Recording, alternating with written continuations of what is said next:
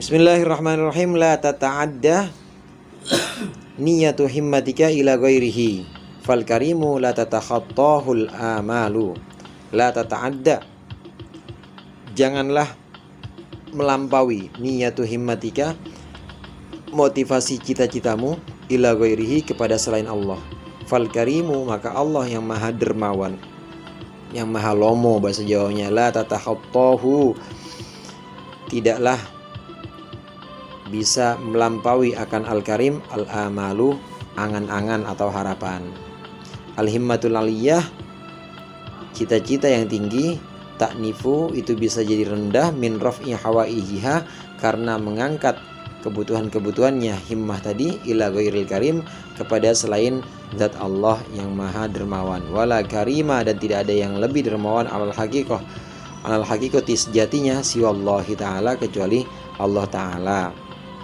Qala al-Junaid radhiyallahu ta'ala, berkata Imam Junaid radhiyallahu ta'ala anhu, al-karimu, yang dimaksud dengan al-karim, sifat al-karim, orang yang dermawan, maha dermawan, alladzi la yuhawwi, juga adalah orang yang tidak mendatangkan kepadamu, tidak mendatangkan kepadamu, ila masalatin, kepada satu masalah.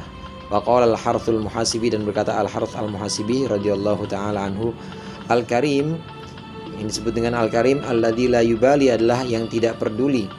Dia alladzi man a'ta, siapa, a'ta, yang akan dia beri akan orang tersebut. Wakila, dan dikatakan al-karim alladzi la yakhibu, al-karim adalah orang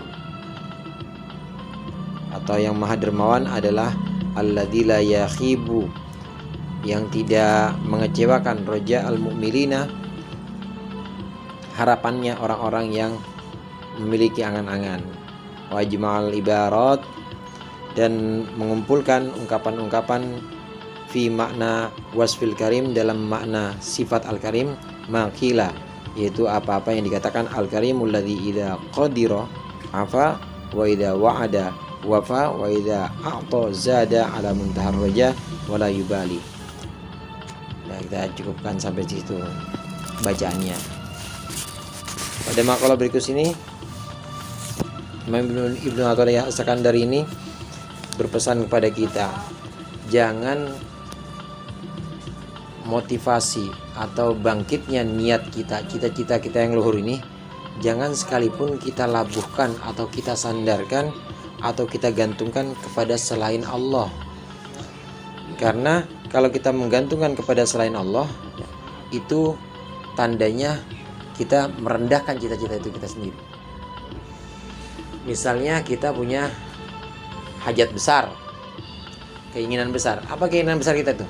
Keinginan besar kita itu misalnya pengen jadi pengusaha, ya pengusaha nomor 2 lah, kalau nggak nomor 1 di Indonesia misalnya. Itu keinginan yang besar. Nah, hajat kita yang besar atau obsesi kita yang besar ini kemudian kita gantungkan, kita labuhkan itu kepada pengusaha nomor 1 di Indonesia. Ini udah bukan cita-cita besar lagi.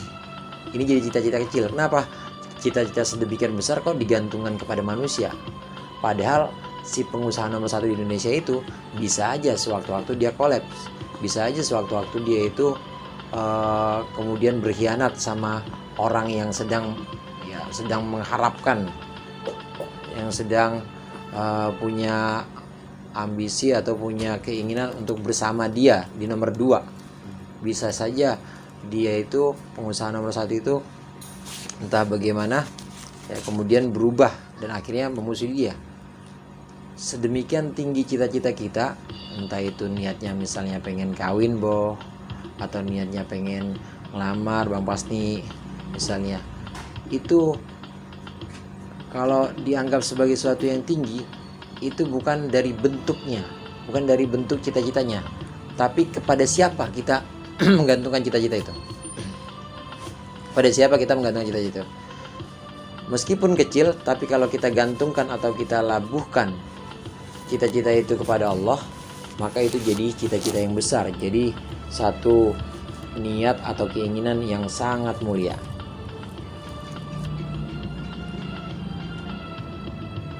kita misalnya sekedar masuk WC, a'udzubika Allahumma inni a'udzubika minal khubuthi wal khaba'ith, sekedar masuk WC itu kita gantungkan kepada Allah, jadi hal yang mulia itu. Sebaliknya kita mau masuk, kita mau bukan masuk WC tapi masuk yang kira-kira yang lebih mulia, apalah Masjidil Haram misalnya, atau masjid yang mana yang paling bagus di Indonesia ya. Tapi kita tidak gantungkan itu kepada Allah, kita niat masuk masjid itu pengen ketemu sama khotibnya yang katanya terkenal, yang katanya punya banyak fans, maka jadi rendah itu meskipun masjid mulia. Tapi cita-cita yang kecil seperti tadi, masuk kamar mandi, kemudian juga bangun tidur, itu kita gantungkan permohonan itu kepada Allah, maka akan jadi sesuatu permohonan atau cita-cita yang sangat besar. Misalnya lagi begini, ada perintah atau ada satu pesan, ada perintah atau satu pesan atau inilah satu orderan. Mesen apa? Mesennya misalnya korek yang 2000-an dah. Mesen korek yang 2000-an. Tapi mesennya itu tolong bawain ya korek beginian. Gimana? Di warung sana, warungnya mana? Sana tuh yang perempatan lampu merah. Oh ya dibeliin. Biasa jadinya. Tapi kalau kita pesennya sama seorang yang sangat kita cintai dan dia sedang jalan-jalannya misalnya ke Mekah, nitip korek ya, ini yang kayak begini nih tapi dari Mekah, jadi sesuatu yang mulia, jadi sesuatu yang lebih berharga. Jadi bukan dilihat dari bentuknya, permintaan kita atau cita-cita atau angan-angan kita ini bukan dilihat dari bentuk besar kecilnya, tapi kepada siapa angan-angan itu ditambatkan, kepada siapa permohonan itu kita labuhkan.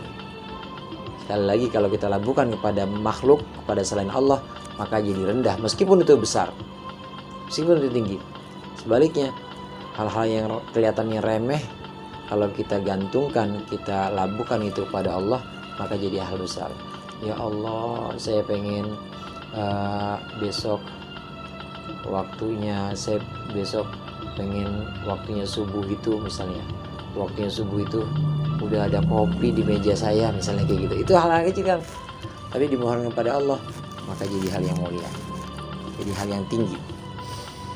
Karena Allah itu Al-Karim. Al-Karim itu yang maha dermawan. Contohnya Al-Karim itu ya kekasih yang sangat kita cintai, dan dia itu ada di satu tempat yang memang mulia, bukan di sini, bukan tempat-tempat yang biasa, dan dia akan membawakan keinginan kita atau menghadirkan keinginan kita dalam cara yang berbeda, dalam cara yang unik, untuk dihadiahkan kepada kita orang yang mencintai dia. Itu Al-Karim, kurang lebihnya seperti itu.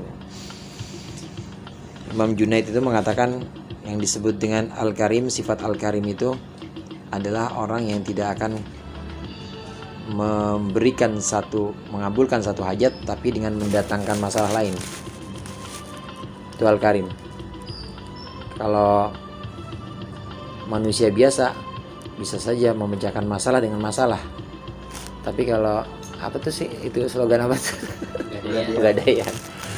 Ada juga yang memecahkan masalah tanpa masalah. Itulah Al-Karim. Kalau kita gantungkan keinginan kita, misalnya pengen usaha online shop, kita gantungkan kepada manusia juga, bisa jadi hasil itu bisa, tapi suatu saat bisa punya masalah juga, kesandung juga, bisa punya masalah juga, entah kesandung entah bagaimana. Jadi memberikan satu hajat atau mengabulkan satu hajat, tapi biasanya dengan masalah. Itu kalau orang biasa. Tapi kalau Al-Karim enggak.